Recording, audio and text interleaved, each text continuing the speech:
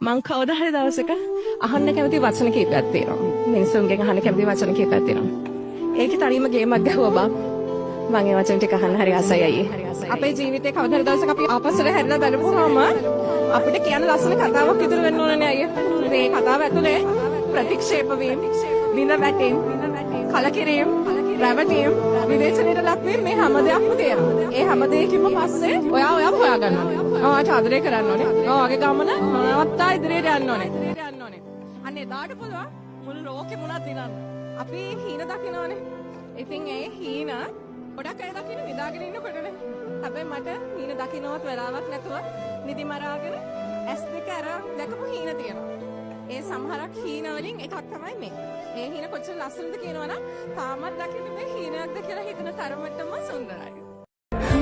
මම මෙහෙම කියනවා. කවුරු කොහොම කිව්වත් කවුරු අල්ල බැන්දත් වෙන්න තියෙන දේ වෙනවා වළක්වන්න බෑ. හීන වලට ගිහින් එන්න කෙටි පාරක් නැහැ.